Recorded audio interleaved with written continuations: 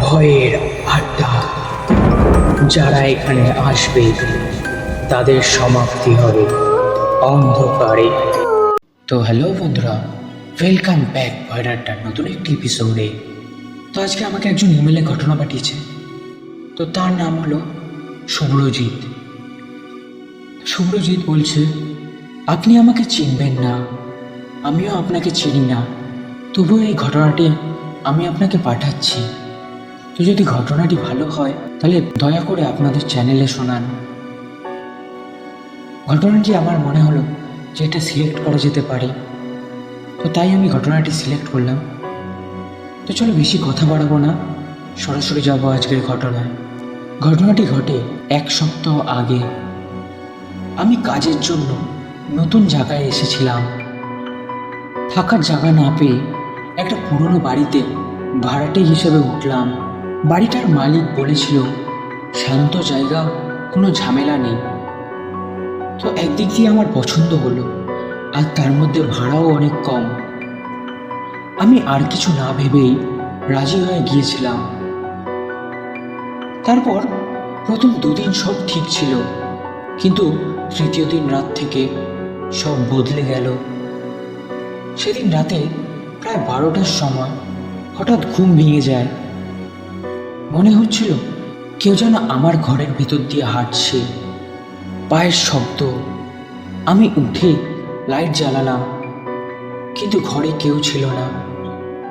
ভাবলাম হয়তো মনের ভুল, তাই আর বেশি না ভেবে আবার শুয়ে পড়লাম। কিছুক্ষণ পর হঠাৎ আলমারির দরজাটা নিজে নিজে খড়খড় শব্দ করে খুলে গেল। আমার শরীর তখন একেবারে ঠান্ডা হয়ে গেল। আমি সাহস করে বললাম, কেউ আছো নাকি ওখানে? কিন্তু কোনো উত্তর এলো না। তারপর আবার পেছন থেকে একটা আওয়াজ এলো। ভাই, আমি শপথ করে বলছি, ঘরে তখন আমি ছাড়া আর কেউ ছিল না। আমি ঘুরে তাকালাম পেছনে, কিছুই দেখলাম না।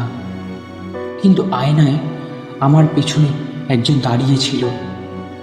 চুলটা কেমন ছড়ানো, মুখটা পরিষ্কার বোঝা যাচ্ছিল না। সে আমার দিকেই মনে হয় তাকিয়েছিল। আমি চিৎকার করতে গিয়েও পারলাম না, গলা দিয়ে শব্দই বেরোচ্ছিল না। হঠাৎ লাইট নিভে গেল, পুরো ঘর অন্ধকার।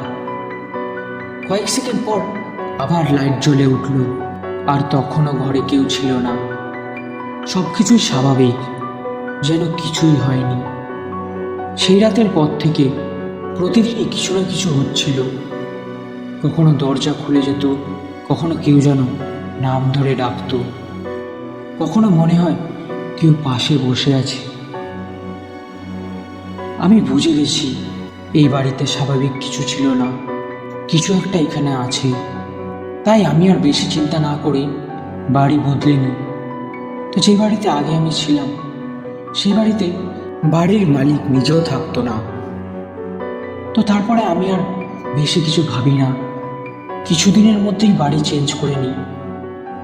তো এখন আর আমার সাথে তেমন কিছু অদ্ভুত ঘটে না। তো বন্ধুরা, এই ছিল আজকের ঘটনা। ঘটনাটি কেমন লাগলো তোমরা প্লিজ কমেন্ট করে জানিও।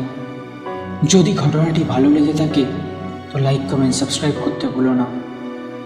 তো চলো আবার দেখা হবে নতুন একটি এপিসোডে। ততক্ষণের জন্য সুস্থ থেকো, ভালো থেকো।